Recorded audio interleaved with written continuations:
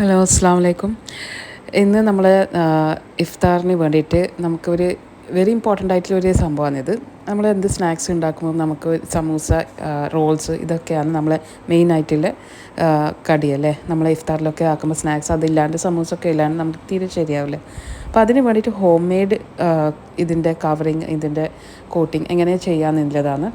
നമ്മൾ ഷീറ്റ്സ് എങ്ങനെ ആക്കേണ്ടത്. ഇതിന് വേണ്ടിയിട്ട് ഞാൻ 1 കിലോ പൊടിയാണ് ഇവിടെ എടുത്തിട്ടുള്ളത്.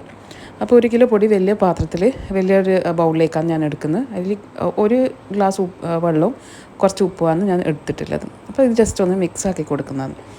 അപ്പം പൊതുവേ തന്നെ നമ്മൾ പുറത്തുനിന്ന് വാങ്ങുമ്പം നമുക്കിപ്പം എന്താ അതിൽ ചേർക്കുന്നത്, അതിലുള്ള ഇൻഗ്രീഡിയൻസ് എന്താണെന്ന് ഒന്നും മനസ്സിലാവില്ല.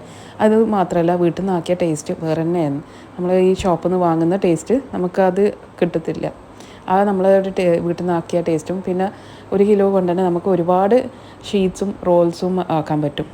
അപ്പോൾ ഇത് ഞാനിപ്പം 2 ഗ്ലാസ് വെള്ളവും ഇത് മൊത്തമായിട്ട് ആയിട്ടുള്ളത് എല്ലാം കൂടിയിട്ട് നല്ലോണം മിക്സാക്കി കൊടുത്തു കഴിഞ്ഞാലാണ് ഓയിൽ ഒഴിക്കുന്നത്. ഇതിന് കറക്റ്റായിട്ട് ഞാൻ ഏകദേശം 4 ടേബിൾ സ്പൂൺസ് ഓയിലാണ് എടുത്തിട്ടുള്ളത്. സാധാരണ സൺഫ്ലവർ ഓയിലാണ് എടുത്തിട്ടുള്ളത്. അപ്പോൾ ഇത് ഇങ്ങനെ മിക്സാക്കി കൊടുക്കുമ്പോൾ ആ ഓയിൽ കംപ്ലീറ്റ് ആയിട്ട് ഇതിലേക്ക് കമ്പൈൻ ചെയ്ത് നല്ലോണം മിക്സായി കഴിഞ്ഞ വരെ നമ്മളിത് നല്ലോണം മിക്സാക്കി കൊടുക്കണം. അത് കഴിഞ്ഞിട്ട് ഞാനൊരു നല്ലൊരു ടവൽ കൊണ്ട്, കിച്ചൺ ടവൽ കൊണ്ട് ഞങ്ങൾ ഇങ്ങനെ 1 മണിക്കൂറത്തേക്ക് ഇങ്ങനെ കവർ ചെയ്ത് വെക്കുന്നുണ്ട്. അപ്പോൾ നല്ല സോഫ്റ്റും സ്ട്രെച്ചായിട്ടുള്ള ഒരു വേറെ തന്നെ ഡഫായിട്ട് തന്നെ കിട്ടിയിട്ടുണ്ട്. അപ്പോൾ ഇത് തയ്യാറാക്കാൻ വേണ്ടിയിട്ട് ഒരു 3 ടേബിൾ സ്പൂൺ പൊടിയും പിന്നെ ഏകദേശം ഒരു അരക്കപ്പോളം ഓയിലും എടുത്തിട്ടുണ്ട്.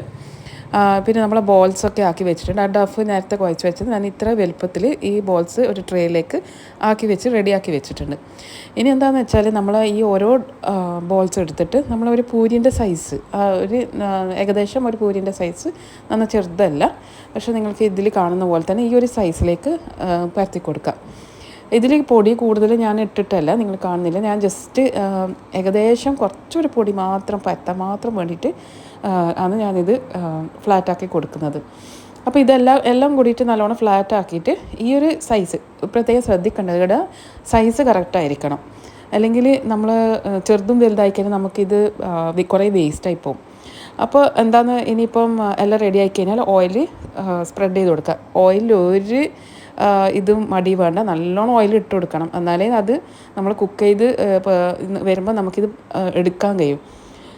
ഇത് എന്നിട്ട് നല്ലോണം ഓയിലിട്ട് കഴിഞ്ഞിട്ട് നല്ലോണം പൊടിയും ഇട്ട് കൊടുത്തിട്ട് നല്ലോണം പൊടി ഇട്ട് കൊടുക്കണം.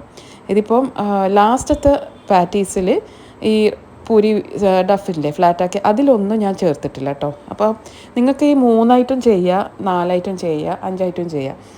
ഇതിപ്പോൾ ഞാനിവിടെ എടുത്തിട്ടുള്ളത് 4 എണ്ണം. ശ്രദ്ധിക്കേണ്ടത് സൈസ് കറക്റ്റായിട്ട് കിട്ടണം. ചെറുതും വലുതും ആകാനും പാടില്ല.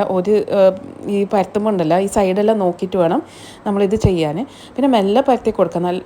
ഒരു ബലം പിടിച്ചിട്ട് ഇത് ചെയ്യാനും പാടില്ല. പിന്നെ ഇടയിൽ നല്ലോണം പൊടിയും ഓയിലും കൂടിയിട്ട് ആ ലെയേഴ്സിൽ നല്ലോണം ഇട്ട് കൊടുത്തിട്ടുണ്ട്. ഈ ഒരു വലുപ്പത്തിൽ, ഇത്രയും വലുപ്പത്തിൽ ഞാൻ ഇത് ചെയ്തെടുക്കുന്നത്.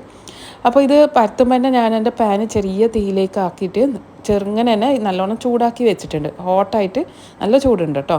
അപ്പോൾ ഇത് നോക്കിയിട്ട് ഇങ്ങനെ മറിച്ചുകൊണ്ട് ഇട്ട് കൊടുക്കാം. കുക്കിംഗ് എന്ന് പറയുന്നത് ആ കളറ്, ഡഫിൻ്റെ കളറ് മാറുന്ന വരെ.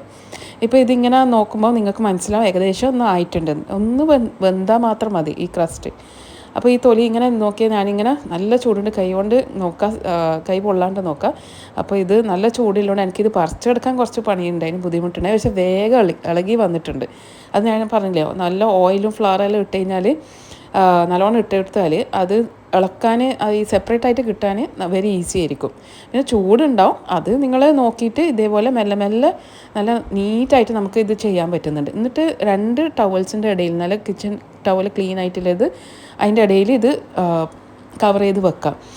അപ്പോൾ ടവലിൽ ഞാൻ ഇതെല്ലാം റെഡിയാക്കി വെച്ചിട്ടുണ്ട്. എൻ്റെ ഡഫെല്ലാം ഇപ്പോൾ ഞാനെല്ലാം കുക്ക് ചെയ്തിട്ട് ഈ ഒരു കളർ ഈ കളർ കിട്ടുമ്പോൾ തന്നെ നിങ്ങളിത് പറിക്കാൻ തുടങ്ങണം. ഈ ലെയേഴ്സ് ഒന്ന് സെപ്പറേറ്റ് ആക്കാൻ തുടങ്ങണം. അപ്പോൾ ആദ്യം ഞാൻ സ്ക്വയർ ഒന്ന് അളന്നിട്ട് നോക്കി. ഇപ്പോൾ നിങ്ങൾക്ക് സ്ക്വയർ റോൾ ആണെങ്കിൽ 6x6, 10x10 അല്ലെങ്കിൽ 12x12 അങ്ങനെ ഈ അളവിൽ സ്ക്വയർ കറക്റ്റ് മെഷർമെൻറ്റ് ഇഞ്ചസ് ആണ് ഞാൻ പറയുന്നത്. ഞാനിപ്പം ഇവിടെ എടുത്തിട്ടുള്ളത് ഏകദേശം ഒരു 10 ഇഞ്ചിൻ്റെ ഇതാണ് മറ്റേ റോളിൻ്റെ സ്ക്വയർ എടുത്തിട്ടുള്ളത്. ഇതെന്ന് വെച്ചാൽ ഇത് ഞാൻ 3 ഇഞ്ചസാണ്. ഈ പിന്നെ ഷീറ്റ്സ് ഉണ്ടല്ലോ, സമൂസ ഷീറ്റിന് ഞാൻ 3 ഇഞ്ച് എടുത്തിട്ടില്ല. അപ്പം ആദ്യം ഒന്ന് ആക്കിയിട്ട് മേലെ വെച്ചിട്ട് ഇങ്ങനെ എല്ലാം ഒന്നിച്ച് മുറിക്കുകയും ചെയ്തതിന്. ഇപ്പോൾ ഇതാ ഞാൻ കട്ട് ചെയ്തിട്ടുണ്ട്. അപ്പോൾ ഇത് കറക്റ്റ് സ്ക്വയർ കിട്ടാൻ വേണ്ടിയിട്ട് അളവ് നിങ്ങൾ നോക്കിയിട്ട് നിങ്ങൾ ഇഷ്ടത്തിന് ചെയ്യുക കേട്ടോ. 6ഓ 10ഓ വല്ല 12ഓ അത് ഏതാ നിങ്ങൾക്ക് ഇഷ്ടമുള്ളത് ചെയ്യുക. ഇതിപ്പോൾ 3 ഇഞ്ചസാണ് ഈ ഷീറ്റ് വരുന്നത്. അപ്പോൾ ഇതിപ്പോൾ കുറേ ഷീറ്റായിട്ടുണ്ട്. അപ്പോൾ ഞാൻ ഇത് നോക്കിയ കളറ് കണ്ട, ഈ ഒരു ഇത്രേ കുക്ക് ചെയ്യുന്നുണ്ടോ, കൂടുതൽ കുക്ക് ചെയ്താൽ ഹാർഡായി പോവും. പിന്നെ ടവൽസിൻ്റെ ഇടയിൽ നിങ്ങൾ മറക്കാണ്ട് അത് കവർ ചെയ്ത് വെക്കണം. കാരണം കുറച്ചാകുമ്പോഴേക്കും അത് ഹാർഡായ പിന്നെ നമുക്കിതൊന്നും ചെയ്യാൻ കഴിയില്ല. ഇതിപ്പോൾ വേസ്റ്റ് പീസാണ്. ഈ വേസ്റ്റ് പീസ് എന്താണെന്ന് വെച്ചാൽ ഇങ്ങനെ ചെറുങ്ങനായിട്ട് കട്ട് ചെയ്ത് കൊടുത്തിട്ട് നമുക്കിത് ഫില്ലിംഗ് ആയിട്ട് ഉപയോഗിക്കാം. നമ്മളിപ്പോൾ പച്ചക്കറി ആണെങ്കിൽ പച്ചക്കറീൻ്റെ ഇടയിൽ ഫ്രൈ ചെയ്തിട്ട് ഇത് ഒന്ന് പൊടിച്ചിട്ട് ഇട്ട് കൊടുത്താൽ മതി. അപ്പോൾ നമ്മൾ ഒന്നും ശരിക്കും പറഞ്ഞാൽ ഇത് ചെയ്യുമ്പോൾ വേസ്റ്റ് ആകുന്നില്ല. അപ്പം ഇത് ആയപാട് തന്നെ കുറച്ചൊന്ന് ഈ സമയമാകുമ്പോഴേക്ക് ഇത് ചെറുങ്ങനെ ആറിയിട്ടുണ്ടാവും. അപ്പം ആ ചൂടോടല്ല, ഒന്ന് ആറിക്കഴിഞ്ഞാൽ ഇങ്ങനെ നമുക്ക് കവർ ചെയ്തിട്ട് ഫ്രിഡ്ജിൽ വെക്കാം. പിന്നെ ഒരു കാര്യം എന്ന് വെച്ചാൽ ഇത് കൂടുതൽ ടൈമിൽ ഫ്രിഡ്ജിൽ വെക്കണ്ട. എത്രയും പെട്ടെന്ന് തന്നെ നിങ്ങൾ സ്റ്റഫിങ്ങോ ഫില്ലിങ്ങോ ആക്കി വെച്ചിട്ട് നിങ്ങൾക്കത് യൂസ് ചെയ്യേണ്ടതാണ്. ഇത് മാക്സിമം ഒരു 2 to 3 days. അപ്പോൾ എല്ലാവരും ഇത് ട്രൈ ചെയ്തിട്ട് ഫീഡ്ബാക്ക് അറിയിക്കാം.